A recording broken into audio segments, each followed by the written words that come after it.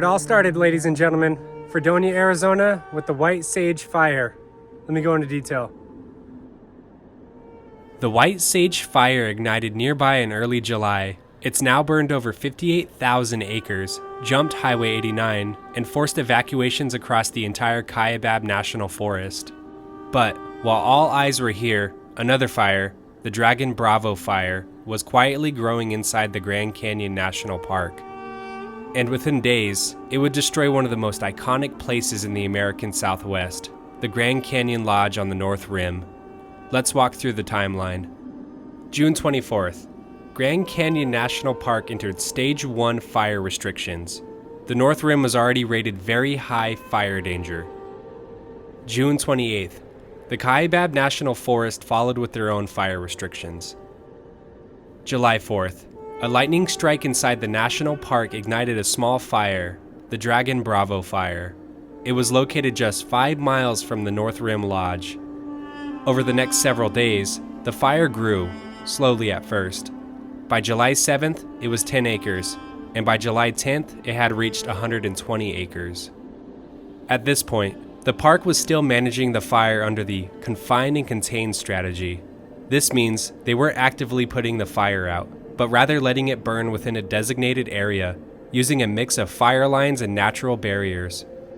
Meanwhile, the White Sage Fire erupted about 50 miles northwest on July 9th, on Bureau of Land Management land. It reached over 1,000 acres in a single day and triggered the evacuation of over 500 visitors from the Grand Canyon North Rim. Residents and employees stayed behind. Then came July 11th. Strong winds and hot weather pushed the Dragon Bravo Fire past containment. It jumped the fire line and surged toward the North Rim development area. Mandatory evacuations were ordered that afternoon. On the afternoon of July 12th, the Dragon Bravo Fire reached the wastewater treatment facility, setting off a chlorine gas leak around 3:30 p.m. That hazardous release forced firefighters to pull back from the critical areas. Only helicopters with bucket drops from the Colorado River were able to operate later that evening. Then, on July 13th, heavy air tankers were finally authorized to drop retardant, after the lodge and dozens of structures had already been lost. Since then, operations have ramped up. On July 16th and 17th, fire crews have been working around the clock to build containment lines, protect Roaring Springs Pump House, and mop up hot spots near the Grand Canyon Highway and Cape Royal Road. Fire growth has slowed somewhat, especially in Roaring Springs Canyon. There's no easy way to talk about this. The lodge was nearly 100 years old and held generations of memories for families, hikers, and park staff. An aerial photo taken by Derek Jacoby shows the total damage. The great room, the saloon, the dining room, the cabins, and the viewing patio can be seen smoldering. But there's still something remarkable here. No lives were lost. Hundreds of people were evacuated to safety, and despite the chaos and heartbreak, firefighters are continuing the fight on both fronts. Now, understandably, a lot of people have questions. Arizona Governor Katie Hobbs has now called for an independent investigation. Fire managers have pointed to precedent.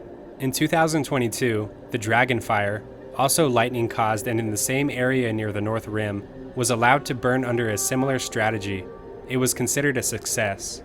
But the difference this time, it got out of control, fast, and once it did, it overwhelmed the park's defenses. According to wildfire experts, the confine and contain strategy was working, until it wasn't. Firefighters had prepped lines and even considered defensive burning, but once the wind picked up, and the chlorine leak forced crews to pull back, the fire moved faster than anyone could stop. So, here's the honest takeaway. Yes, this might have been preventable, but it also shows how fast a situation can spiral, even when crews are doing their best. So that's why there's a growing conversation nationally about how we manage wildfire, especially in high-risk areas and seasons. Do we need to shift back to a full suppression as a default strategy? And if so, can we still make room for natural wildfire where it's safe to do so? This is a story still unfolding. The Dragon Bravo Fire continues to burn inside the park. Hazmat crews are still dealing with the chlorine spill. The entire North Rim is shut down for the rest of the 2025 season. And yet, there is still hope here. The lodge will be rebuilt, and the North Rim will open again, but not as we remember it. Now, hopefully we can learn from history. If you made it this far in the video, you obviously care about the Grand Canyon. Now, if you've ever stopped at Jacob Lake Inn, you know how special it is. Jacob Lake is currently shut down due to fire activity. If you'd like to help, there's a GoFundMe set up for them. I'll link it below. Remember, they have the best cookies in the United States of America. Have a nice day, everybody.